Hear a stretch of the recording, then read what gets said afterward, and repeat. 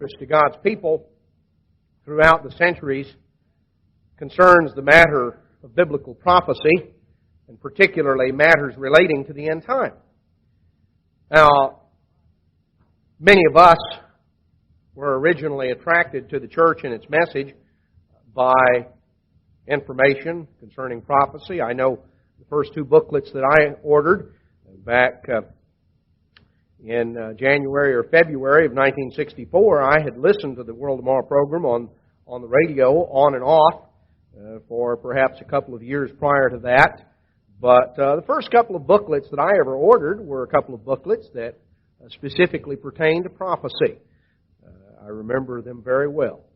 The two booklets were entitled, Who is the Beast? In the United States and Britain in Prophecy. I suspect that one or the other or both of those booklets were perhaps among the first that a number of you might have ordered. But nevertheless, through the years, this has certainly been a matter of great interest to God's people. As I say, many of us in the church today originally had our interest piqued in terms of the gospel message by things relating to prophecy. Now, we're not the first group of God's people to ever be interested in prophecy. We find that as you go back through the Scriptures, you find over and over again that many of God's people and God's servants many centuries ago were very interested in prophecy. And we find, for instance, just an example here in the book of Daniel. In Daniel chapter 12, and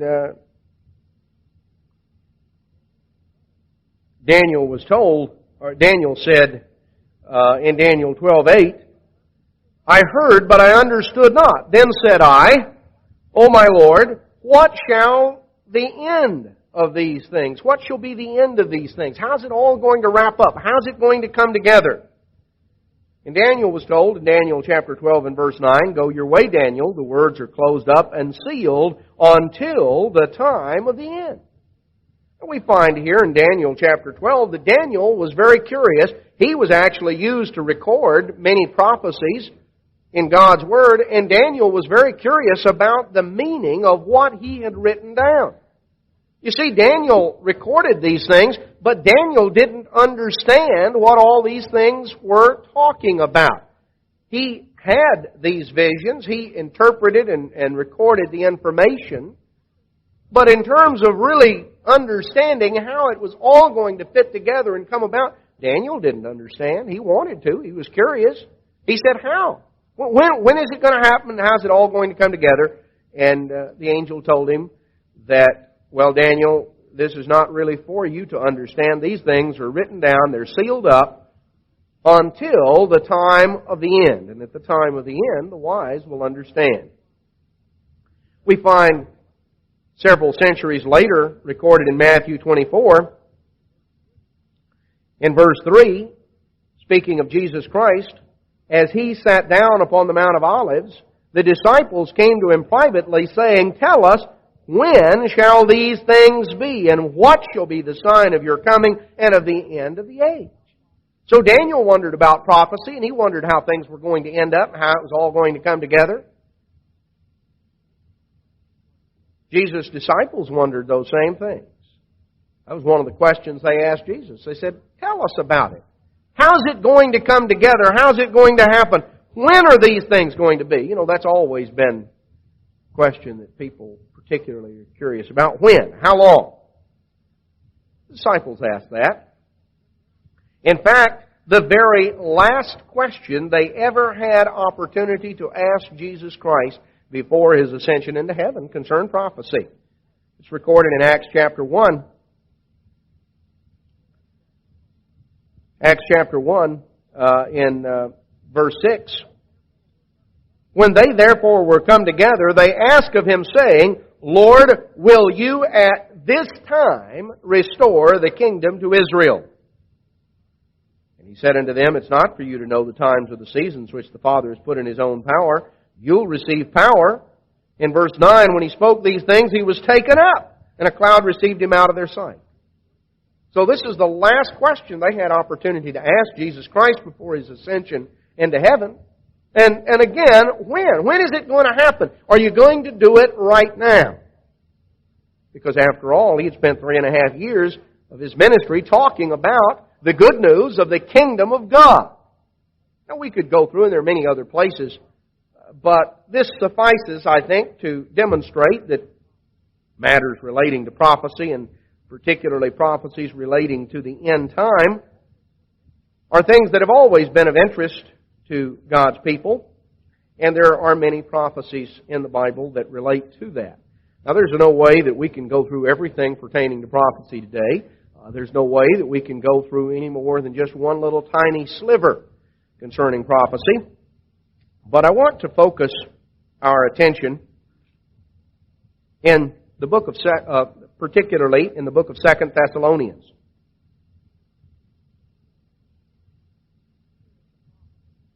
Here is a prophecy recorded in 2 Thessalonians chapter 2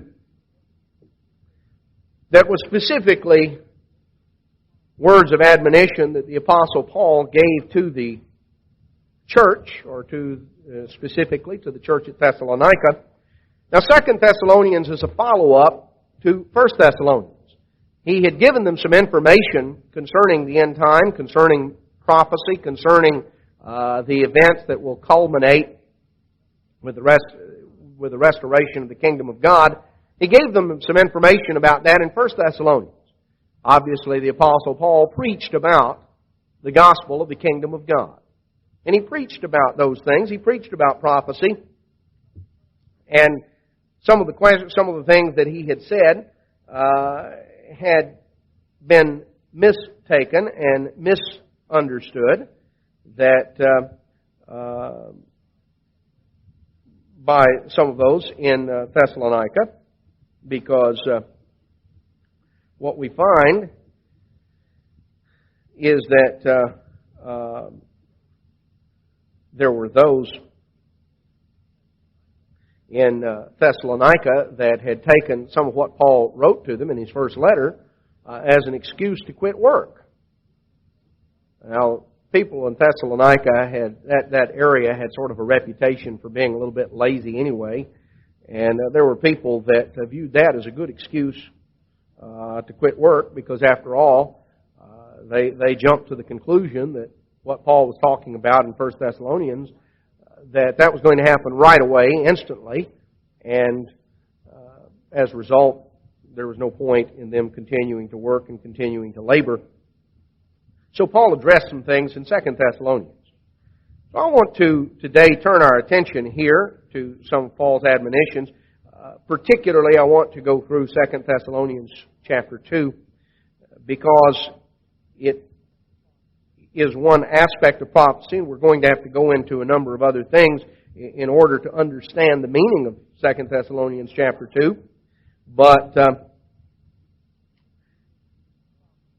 it is prophecy, prophetic warnings that certainly are important to understand, and that relate very distinctly to things that are to be signs of the end time.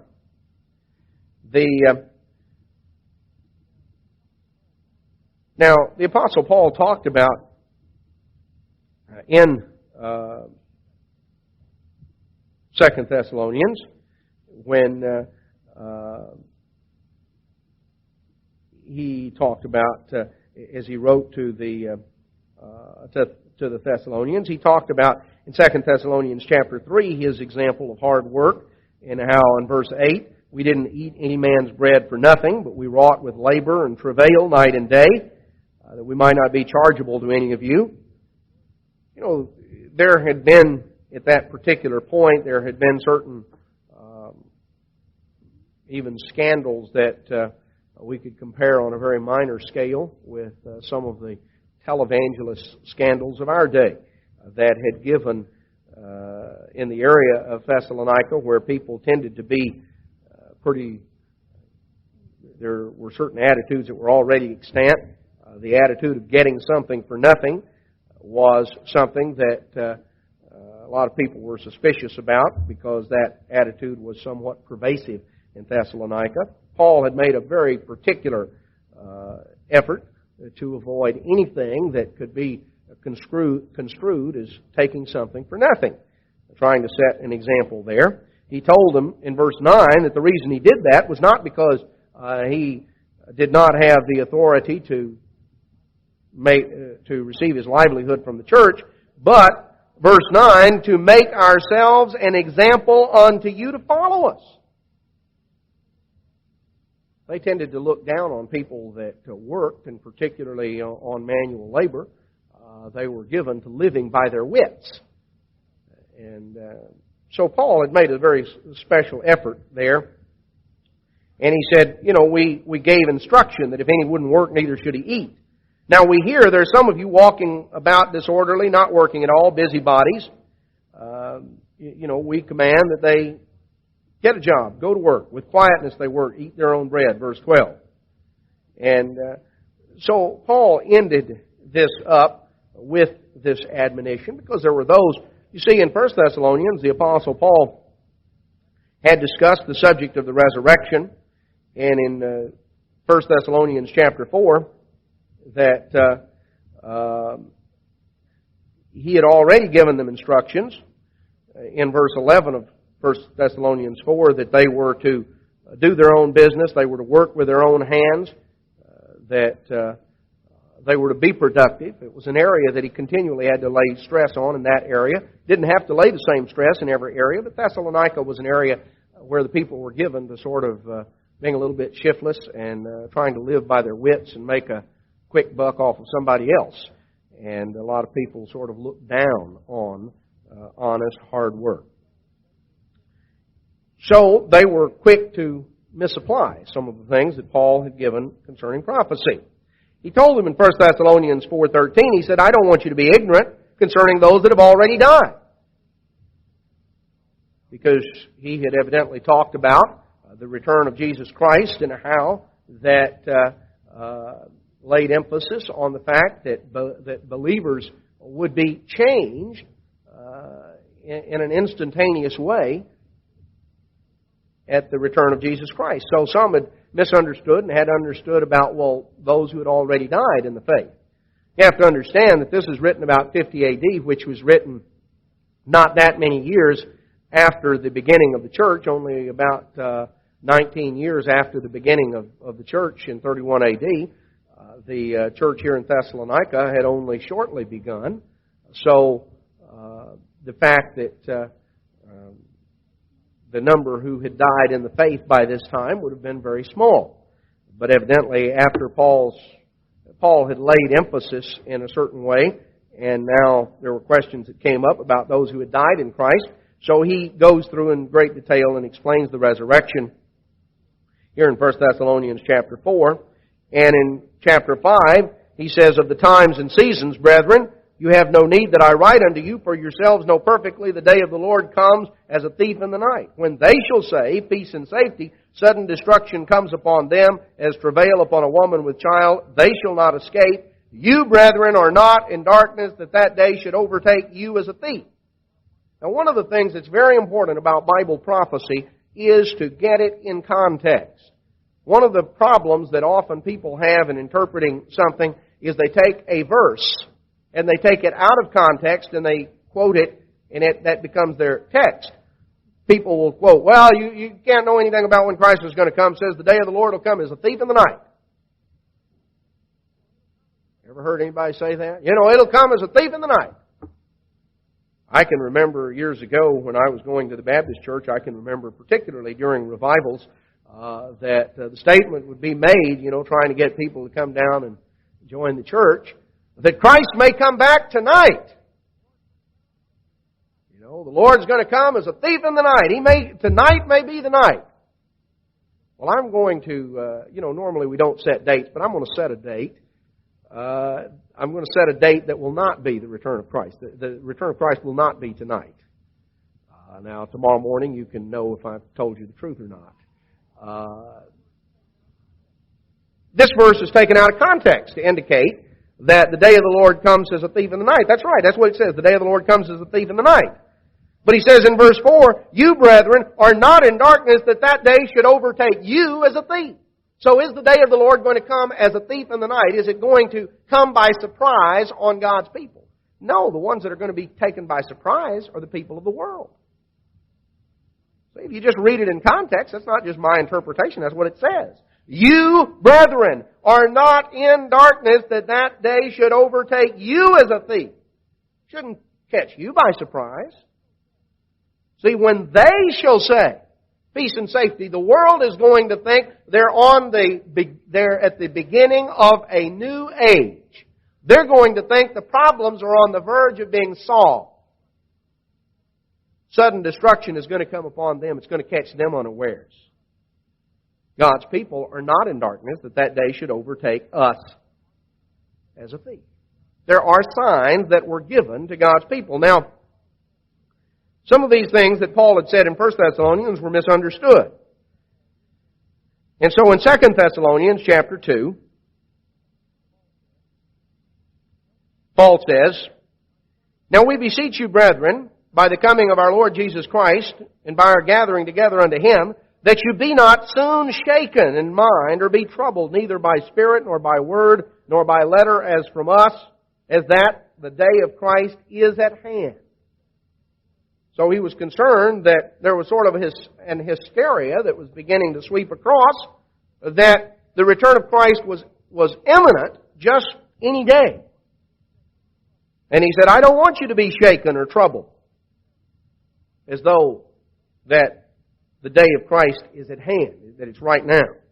Let no man deceive you by any means, for that day shall not come except there come a falling away first, number one, and number two, that man of sin be revealed, the son of perdition, who opposes and exalts himself above all that is called God, or that is worshipped, so that he as God sits in the temple of God, showing himself that he is God. Now, here's a verse, and again, I've heard people, and even people in the church, who have used this verse and just really taken it out of context.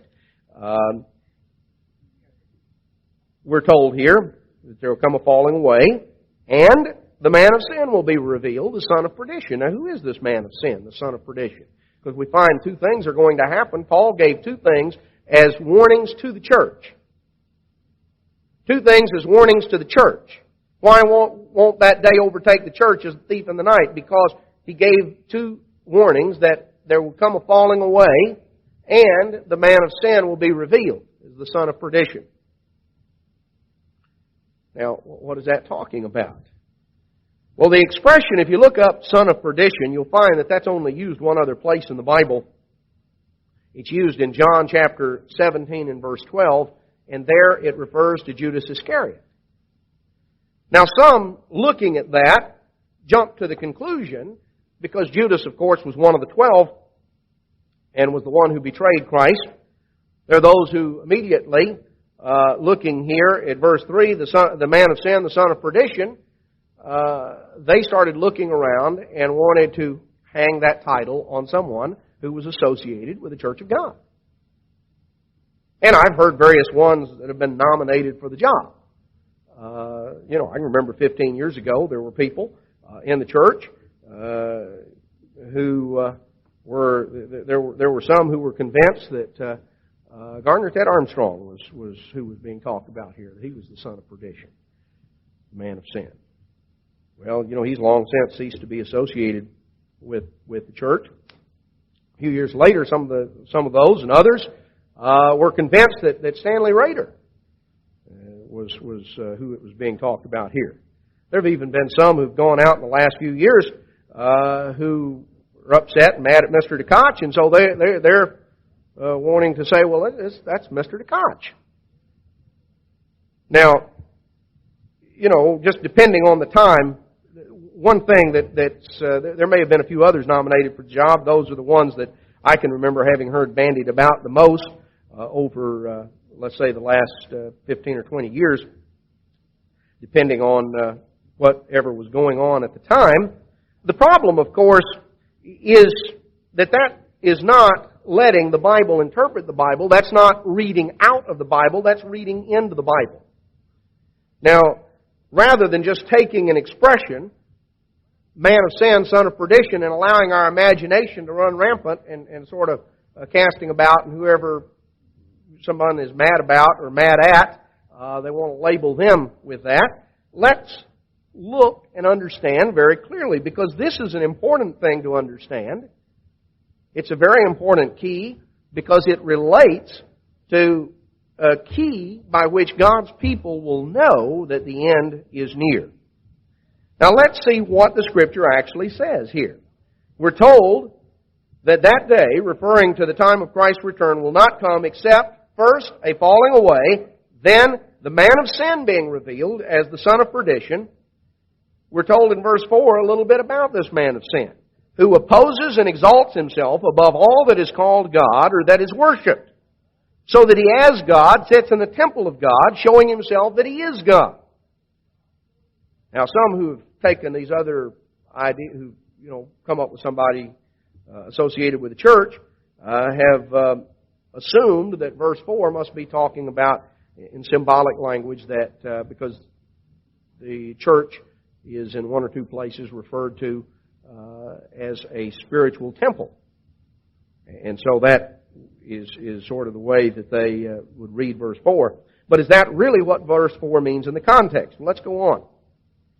Paul says, "Remember you not that when I was with you I told you these things. And now you know what withholds, that he might be revealed in his time." This man of sin might be revealed in his time. "For the mystery of iniquity does already work. Only he who now lets," or restrains, the word "let" here is in the old King James sense to hinder. And so we only use it in modern English that way in legal terminology. When someone is ordered to be allowed to pass without let or hindrance. This is let being used here in that sense. In the sense, he who now restrains or holds back will continue to do so until he be taken out of the way, is the way the King James renders it. The literal Greek rendering is, he who now restrains will until he from the midst comes forth. Now I'm going to come back and explain that a little more fully. "And then shall that wicked be revealed." Now here is that wicked, the son of perdition, the man of sin. "He will be revealed, whom the Lord shall consume with the spirit of his mouth and shall destroy with the brightness of his coming. Even him whose coming is after the working of Satan with all power and signs and lying wonders, and with all deceivableness of unrighteousness in them that perish, because they receive not the love of the truth, that they may be saved." So we're looking here at an individual that is talked about in verse after verse, coming right through here. Now to begin with, the word perdition. Son of is used in the expression son of is used in the it was an expression used in the Hebrew language, and the New Testament, of course, is written in Greek, but in many cases, people who had a Jewish background, in many cases, translated a common expression in the Hebrew into the Greek language. It was a term that was commonly used. You read that Barnabas, for instance, is translated as son of consolation. Mentions that in the book of Acts. We read that expression used in various. Christ called James and John the sons of thunder. It was an expression in the Hebrew or Aramaic referring to a superlative. It was a superlative term referring to someone who excelled in that particular thing. Son of perdition had to do with someone whose destiny was to be destroyed. Perdition comes from a Greek word, apoleia, which means destruction. Now, it's sort of interesting because if you just hold your place there, we'll go very briefly back to Revelation chapter 9, and we'll find where this Greek word is actually spelled out here, or a derivative of it is spelled out. Revelation 9, verse 11, they had a king over them, which is the angel of the bottomless pit, whose name in the Hebrew tongue is Abaddon, but in the Greek tongue has his name Apollyon. Now, I know in my Bible there's a little one out by Apollyon, and in the margin it says, that is to say, a destroyer. Because Apollyon means the destroyer. Here it's used as a title for Satan. Apollyon was used as the Greek translation of the name Abaddon, which meant destroyer. So Satan was the destroyer. Here we find an individual in 2 Thessalonians called the son of destruction. This word perdition is a word that's commonly used in the New Testament, used many times, and it refers to destruction. That's all the word perdition means. When Judas Iscariot is called the son of perdition, it is a reference to the fact that it was prophesied. You could go to Psalm 109 and other places. It was prophesied that there would be one whose destiny was betrayal and subsequent destruction as a result. As an example, Judas wound up fulfilling that prophecy. Here we find an individual in 2 Thessalonians that is described as the man of sin, and he ultimately will also be an individual cut out for destruction. Now let's understand a little bit about that as we go back to the book of Daniel, which we've been going through in Bible study of recent date. But if we go back to the book of Daniel, we will pick up the background for what Paul was talking about. Now, there are many aspects of prophecy, and I'm going to build a little bit on what I covered in going through the book of Daniel.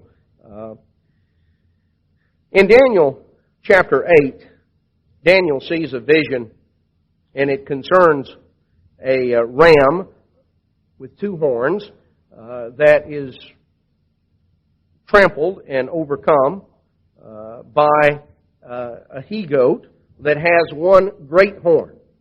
Now, this is explained here in terms of who is being talked about, because we're told in Daniel, we don't have to just use our imaginations and start guessing who these rams and goats are symbolic of, because in Daniel 8 verse 20 it says, the ram which you saw having two horns are the kings of Media and Persia. The rough goat is the king of Greece, and the great horn that is between his eyes is the first king. That being broken, four stood up for it. 4 kingdoms shall stand up out of the nation, but not in his power.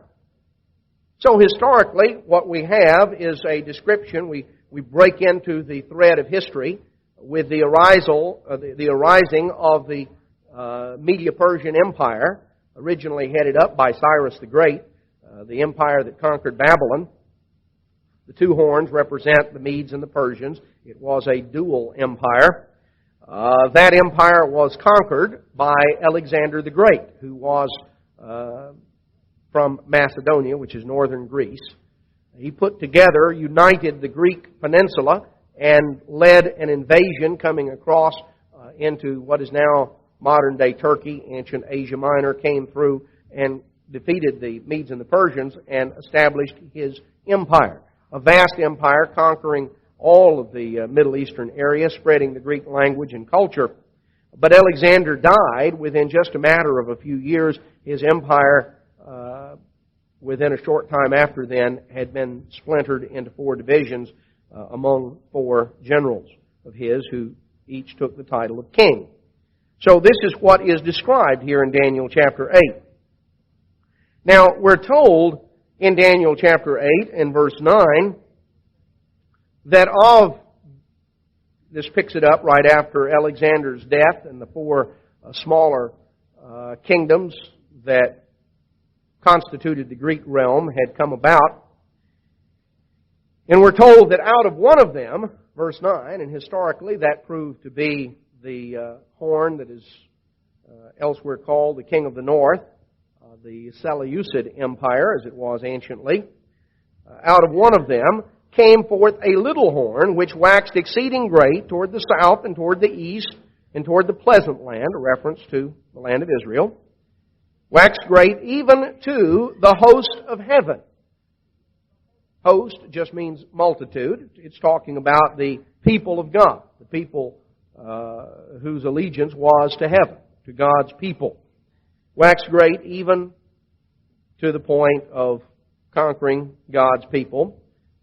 And it cast down some of the host, the stars to the ground, stamped upon them. He magnified himself even against the prince of the host, in other words, the leader. And by him the daily sacrifice was taken away, and the place of his sanctuary was cast down. The host was given over to him with the daily sacrifice by reason of transgression, and it cast down the truth to the ground, practiced and prospered. Now, historically, of course, this happened. Alexander's empire split into four divisions. Four generals, ultimately, within about 20 years of Alexander's death, four generals had grabbed the empire for themselves. Cassander, Lysimachus, Ptolemy, and Seleucus. And, of course, ultimately, the two main players turned out to be Seleucus in the north and Ptolemy in the south. And out of the Seleucid line came an individual who was known to history as Antiochus Epiphanes. Now, he flourished about 170 years prior to the time of Christ. And he is the individual that is described here who came through in 168 with a conquest of Palestine. And he got rid of the one who was the high priest, described here as the prince of the host. He got rid of the high priest, appointed an individual of his own choosing, stopped the daily sacrifice that was offered in the temple every morning and every evening, set up an idol, a statue of Jupiter Olympus. He offered a pig on the altar to completely desecrate that which had been sanctified to God. Outlawed keeping of he outlawed Sabbath observance. He outlawed circumcision. He outlawed anything that he thought was characteristic of God's people, the Jews. He sought to destroy all copies of Scripture that he could find, and began a very systematic persecution to wipe out the religion of the Jews. Now, why did he do that? Well, you know, Alexander's dream had been to unite the world with one language, one culture, and one religion. It was going to be the Greek language and culture, and it was to be a religion that drew from the Greeks and the Egyptians and the Babylonians. It was sort of a hodgepodge religion. Really, it was what is known historically as the Babylonian mystery religion. Well, Alexander's intent was to unify the world, to build one world, one unified society with himself at the head. They would have the same language, have the same culture, have the same religion. All of these things that are divisive to mankind, he would eliminate. He was going to solve the problem. Sounds good, huh? Well, you know, it was not an original idea. Nimrod had the same idea after the flood, resulted in the Tower of Babel. Alexander had the same idea, and of course there have been various attempts, and there's one yet to come. And the Jews were a problem because, you see, those who were observant Jews didn't fit in. They were the only ones that wouldn't go along with this new world order that Alexander had tried to put into practice. And even when his generals divided the territory up among themselves, they still adhered to the philosophy of a unified Greek realm. It was just they couldn't agree on who was going to be in charge of it. See, they all liked the idea of a unified Greek realm. It was just the only point of contention was who's going to be the boss. That's usually where unified realms break down. People can agree that they ought to get together. It's just that when they usually have an idea that each of them is going to come out on top. And this was the problem here. Well, the Jews represented a problem to Antiochus, and he was determined that he was going to destroy any vestige of this religion. And then there would be nothing to stand in his way of one unified society. So he sought to abolish the sacrifices. He desecrated the temple. He was going to outlaw the practice of Judaism, and he thought this would solve the problem. So we read of that here in Daniel chapter 8. Now, coming on down in verse 20, we read of the interpretation of the ram representing Media Persia, the rough goat, the king of Greece, the four kingdoms that would stand up in the place of Alexander. And now, in verse 23, in the latter time of their kingdom, this is speaking of the Greek realm, coming on down in the latter period of the supremacy of the Greek realm, when the transgressors are come to the full, a king of fierce countenance and understanding dark sentences shall stand up. This is the description of Antiochus Epiphanes. His power shall be mighty, but not by his own power. He shall destroy wonderfully and shall prosper in practice, shall destroy the mighty and the holy people. And through his policy also he shall cause craft to prosper in his hand. He shall magnify himself in his heart, and by peace shall destroy many. He shall also stand up against the prince of princes, but shall be broken without hand. Now, as we begin to read down through here, it becomes apparent that we're beginning to move beyond what was historically fulfilled by Antiochus Epiphanes, who did these things, and yet there is the clear allusion, as we get on down to verses 24 and particularly 25, that this is a reference, this is used as descriptive of an individual on out in the future beyond us. An individual that is going to stand up against the Prince of Princes, which can only refer to Jesus Christ. An individual who will be broken without hand.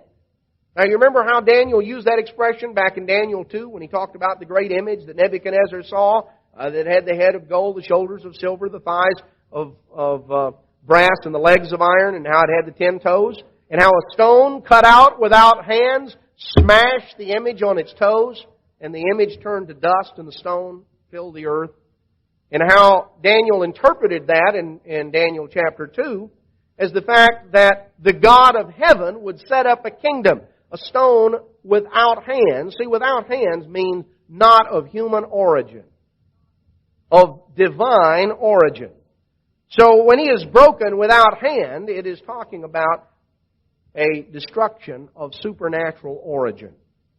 So clearly, when we get to verse 25, we're not only looking at Antiochus Epiphanes that gave a historical fulfillment of what Daniel was talking about, but it is clearly used here that we're talking that Antiochus was a type of an individual that will ultimately stand against Jesus Christ and will be destroyed at Christ's coming. Because when it talks about one standing up against the Prince of Princes and being broken without hand, this is a reference that goes beyond Antiochus, though the other things here could certainly apply to him, and historically, in the context, they do. In Daniel chapter 11 and verse 30, Daniel 11 is the most detailed prophecy in the Bible. And it starts in verse 2 with the fact of 3 significant kings yet remaining in Persia, and the Greek realm being stirred up against the Persians in verse 2 of Daniel 11. And then in verse 3, a mighty king of the Greeks, referring to Alexander the Great, would stand up, that he would then be cut off. He died. Alexander died by the time he was 30, and his kingdom was broken, verse 4, divided among the four winds of the heaven, not to his posterity. So, a very clear reference to the same material we were covering in Daniel 8. And then it begins to focus in on two of these four successors, called the king of the north and the king of the south, because of their relationship to Jerusalem. The Seleucids were north and the Ptolemies were south. And it goes through a very detailed sequence. I handed out a chart and verse-by-verse commentary on it in Bible study. It'll take you down through Daniel 11. I won't go through all of that. We'll skip on back to verse 30. While here talking about, in verse 30, the ships of Kittim, that is a reference to the Roman fleet. Kittim was the ancient name for Sicily in southern Italy. It was the ancient name that was used, and the Roman fleet was, the home port for the Roman fleet was there off of Sicily, there at Sicily, and the Roman fleet was known as the ships of Kittim, that being the ancient name of that area. So the ships of Kittim, referring to the Roman fleet, shall come against him. This is the king of the north. Therefore shall he be grieved. Now this is a reference, of course, to what literally happened at the time of Antiochus Epiphanes, about 168 BC. He had gone down to invade Egypt, and the Romans, who were just beginning to flex their muscles and beginning to expand throughout the Mediterranean world, were not going to allow Antiochus to add Egypt to his empire. So he went down there to fight against Ptolemy, and he met the Roman fleet, and they refused to allow him to carry out his plans.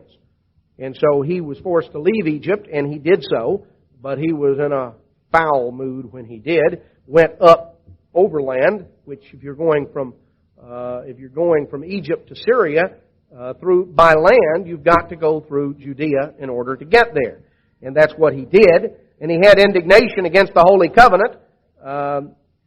In verse 30, he took intelligence with them that forsook the Holy Covenant. In other words, apostate Jews that had gone over, were sort of converts to Hellenism. They wanted to fit in with this new order. And so he got in collusion with them, came back into Jerusalem, and verse 31, arms shall stand on his part. They will pollute the sanctuary of strength, take away the daily sacrifice, place the abomination that makes desolate. Such as do wickedly against the covenant shall be corrupted by flatteries. The people that do know their God shall be strong and do exploits.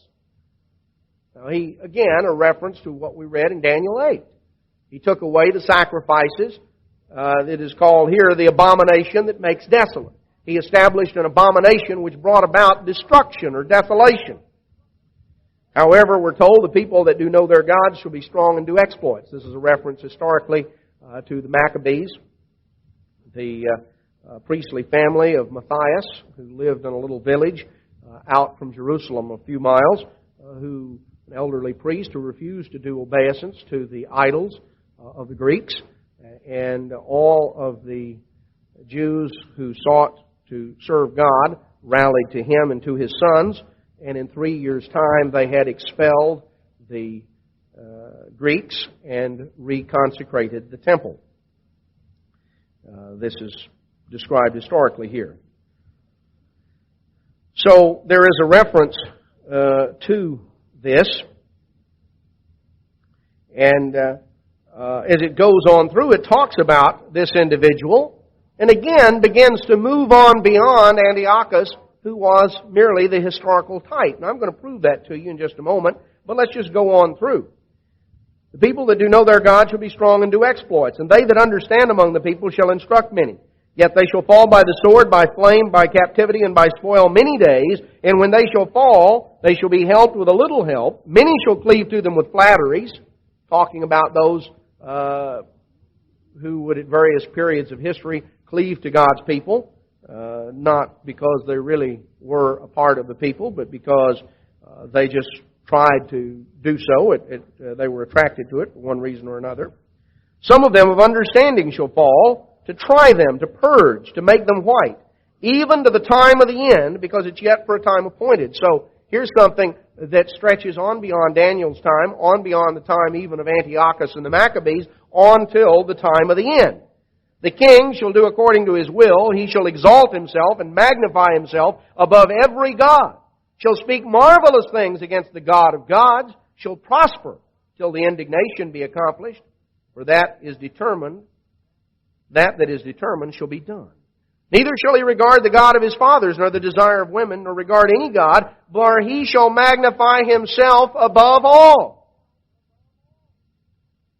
And in his estate shall he honor the God of forces. In other words, the only God that he really serves, the God that he really honors, is the God of might. You know, his army, the great empire that he puts together. A God whom his fathers knew not shall he honor with gold and silver, with precious stones and pleasant things. And so we come on down to a reference here to the end time, as it talks about in verse 40. And in verse 45, he shall plant the tabernacle of his palace between the seas in the glorious holy mountain, referring there to Zion and Jerusalem. Yet he shall come to his end, and none shall help him. Coming on down in Daniel chapter 12 and verse 10. It says, many shall be purified and made white and tried. The wicked shall do wickedly. None of the wicked shall understand. The wise shall understand. From the time the daily sacrifice shall be taken away, and the abomination that makes desolate set up, there will be 1,290 days. 2 and 3, and on down in verse 13. Now, with that as a background, the example of Daniel that Daniel brings out, let's go back to Matthew 24. The disciples, remember in verse 3, asked Jesus, tell us what shall be the sign of your coming and of the end of the age. Now, Jesus went through various things, and he told them in Matthew 24:15, when you shall see the abomination of desolation spoken of by Daniel the prophet standing in the holy place, whoso reads, let him understand, then let them which be in Judea flee to the mountains. The sign that Jesus Christ gave here, Matthew 24:15, when you shall see the abomination of desolation spoken of by Daniel the prophet. Now, we just got through reading what Daniel talked about. You see, what Antiochus Epiphanes did was an abomination that brought about the desolation of Jerusalem. Did he stop the sacrifices? Yes. Did he pollute the holy place? Yes. By setting up an idol, by offering a swine on the altar. He proclaimed himself. You see, we sort of missed the import of his name, Antiochus Epiphanes. That's what he called himself and recorded on the coinage of the realm. Epiphanes comes from the Greek word epiphaneia, which is a word that normally refers to deity. It refers to God. It is a word that has to do with with bright and shining appearance. It is a term that is used. It's only used about 6 times in the New Testament. The word epiphaneia, and it refers in each case to Jesus Christ coming in power and glory. You see, it talks about in 1 Timothy chapter 6, verse 14. It talks about keep His commandment without spot, unrebukable until the appearing of our Lord Jesus Christ. Until the epiphany, the epiphaneia of Jesus Christ, till His glorious appearing, His coming in brilliance and brightness and triumph. All of these terms are suggested by the word. 2 Timothy 1:10, just over it says, is now made manifest by the appearing of our Savior Jesus Christ, who has abolished death and brought to life immortality through the gospel. On over in 2 Timothy 4:1. I charge you before God and the Lord Jesus Christ, who shall judge the quick and the dead at His appearing, at His epiphany, at His epiphaneia. at His glorious coming in brightness and in brilliance. Oh, there are other places we could go on. But this is also the word, interestingly enough, that is used in 2 Thessalonians 3. Or, 2 Thessalonians 2, verse 8, when it talks about that wicked shall be revealed, whom the Lord shall destroy with the spirit of His mouth, and shall destroy with the brightness of His coming. And the word brightness here is the same word, epiphania. Now, this is the word that Antiochus applied to himself. In other words, what he claimed was that he was God incarnate. He was worthy to be worshipped. He was God in the flesh. That's what he claimed. He claimed divine honors for himself. He claimed to be the incarnation of deity. And by standing in the temple of God, proclaiming himself that he was God, setting up this statue to be worshipped in his absence, this was certainly an abomination. And it led to the desolation, to the destruction of Jerusalem. Now, Jesus said, when you see the abomination spoken of by Daniel the prophet, in other words, what Daniel prophesied and what was fulfilled by Antiochus was merely a type of something that was going to happen at the end time. Jesus made that very plain in Matthew 24:14. Or in Matthew 24 that we just read, where he talked about in 24:15. In Matthew 24:15, the abomination that makes desolate, spoken of by Daniel the prophet. When you see that. Now, if you look at the parallel scriptures, Mark 13 and Luke 21 also give accounts of the Olivet prophecy. They put what Jesus said in slightly different words. Mark 13:14 says it similarly. When you see the abomination of desolation spoken of by Daniel the prophet standing where it ought not, let him that reads understand. So the abomination involves something standing where it ought not to stand. See, Mark adds in that detail. Luke adds in another detail in Luke 21. Verse 20, he says, when you shall see Jerusalem compassed with armies, then know that the desolation thereof is nigh. Let them that are in Judea flee to the mountains. Now, Luke words it differently. He refers, when you see Jerusalem compassed with armies, know the desolation thereof is nigh. Now that's significant. Jerusalem has been encompassed with armies many times. Now, think about it for a minute. Are these antagonistic armies? Are these armies that are coming in and that are shelling and trying to destroy the place? Well, you know, if armies are doing that, it's pretty self-evident the desolation thereof is near. If you were living in Sarajevo, there in the capital of Bosnia, part of what used to be Yugoslavia, an area that is being just shelled day and night, many of the people there in a state of starvation, literally reduced to living on grass. You know, you wouldn't need somebody to say, hey, see these armies surrounding us? The desolation hereof is near. That's pretty self-evident that the place is going to be destroyed in a situation like that. And, you know, when a city is surrounded by hostile armies that are trying to destroy it or lay siege to it, that's a little late to flee to the mountains. There are a lot of people who, if they could, would certainly flee out of Sarajevo. What would happen to them if they did? They'd get shot.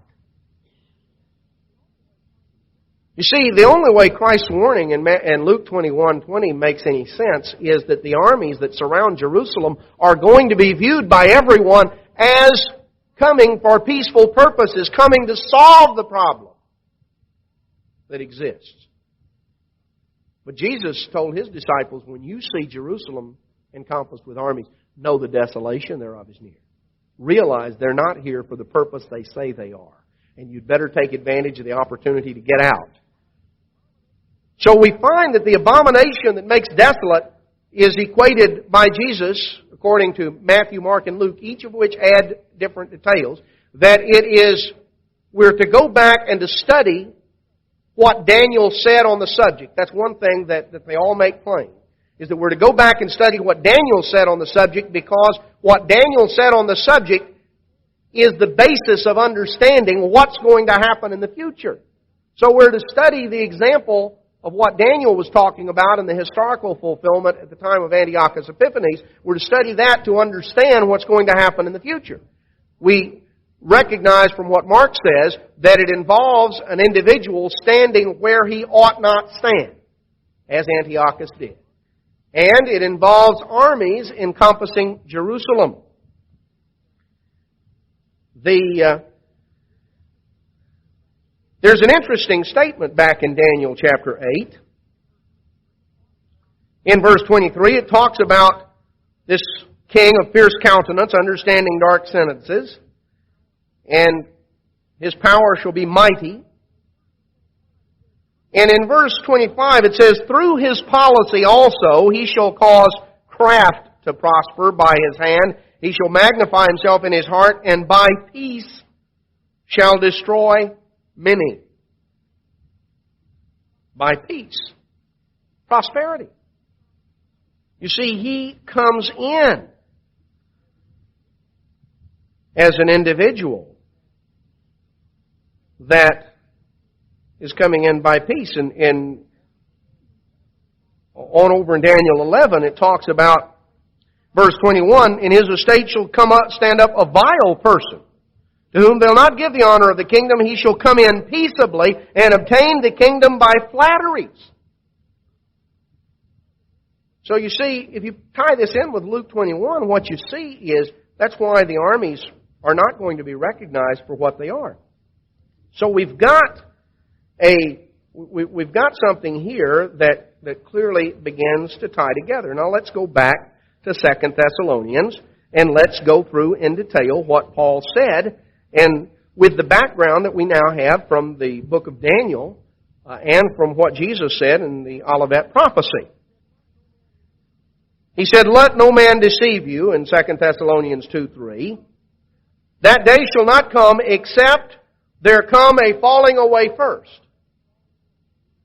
There come a falling away. In other words, a falling away from the truth. Now, that has happened at various times through history. In fact, Paul goes on to say in verse 7 of 2 Thessalonians 2 that the mystery of iniquity was already at work. You know, the first falling away occurred as a result of what Simon Magus, Simon the sorcerer, did, and those who followed him, the mystery of iniquity. It became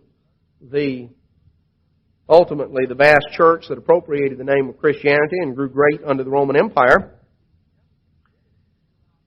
That was the beginning, and throughout history there have been periods of falling away from the truth. And there have been in our time too. So it will be preceded by a falling away, but that of and by itself is not going to be the telltale sign, because there have been falling aways throughout history. And so you can't, just that by itself wouldn't be enough. But something else is going to happen, not merely a falling away, to be preceded by a falling away, but the other thing is that man of sin will be revealed as the son of perdition. There have been many men of sin. But here is the man of sin that is revealed as the son of perdition. In other words, the individual who is to be destroyed by Christ that is coming.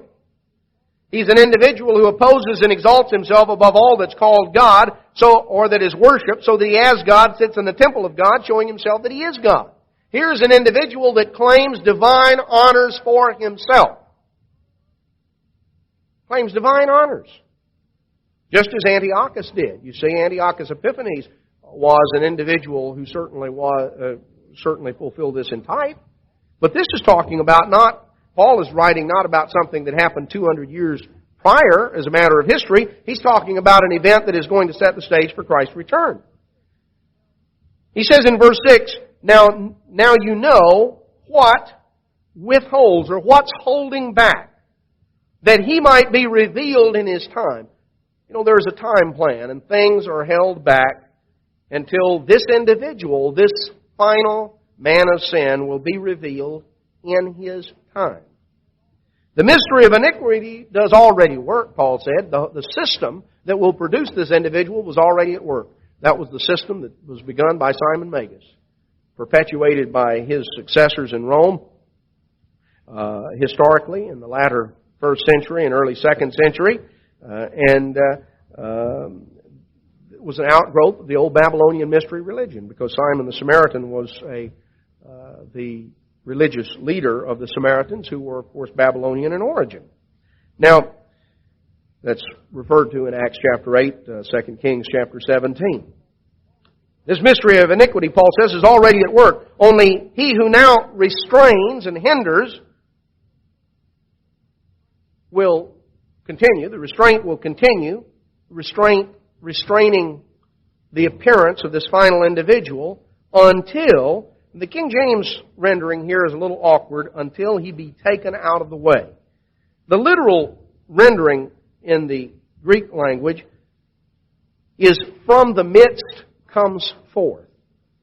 From the midst comes forth. That's literal word for word. Now, there's something that is restraining. This final man of sin will come forth from the midst of something. He will be a part of this mystery of iniquity. You see, and if you trace the mystery of iniquity, that goes back, that's the Babylonian mystery religion. Iniquity means lawlessness. It's the mystery religion which teaches and practices lawlessness. It's the mystery religion which says that the law of God is done away. It is the perpetuation of what Daniel talked about in Daniel chapter 7, when he referred to the little horn that shall think to change times and laws, speak great swelling things. In other words, the use of great pretentious titles. Titles that bespeak divinity.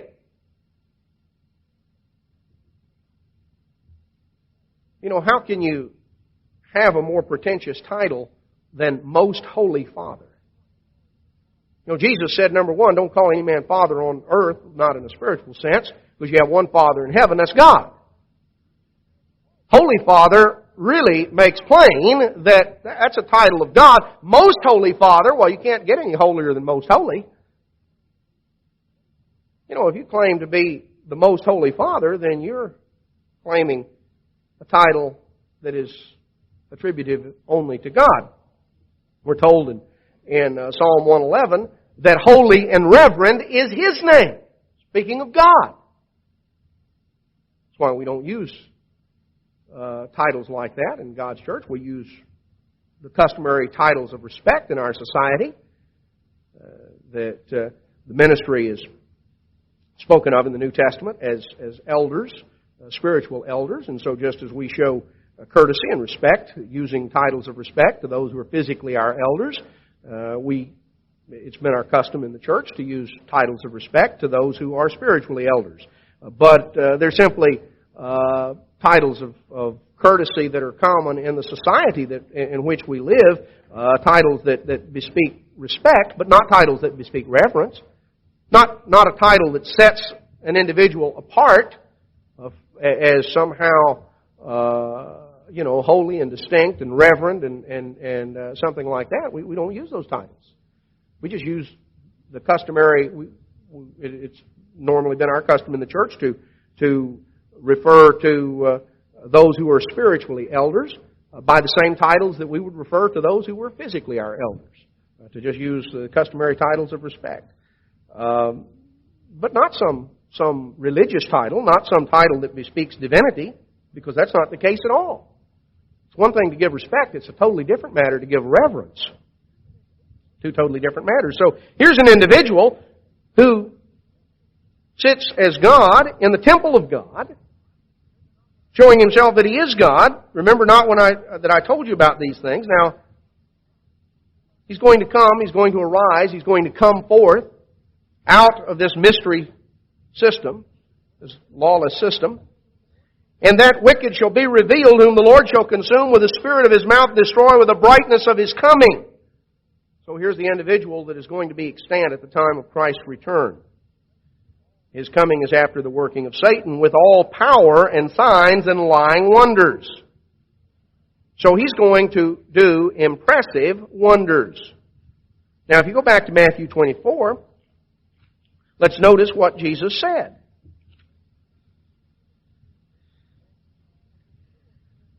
Matthew 24:24, He says, "There shall arise false Christs, false messiahs, false prophets. They'll show great signs and wonders, insomuch that if it were possible, they should deceive the very elect."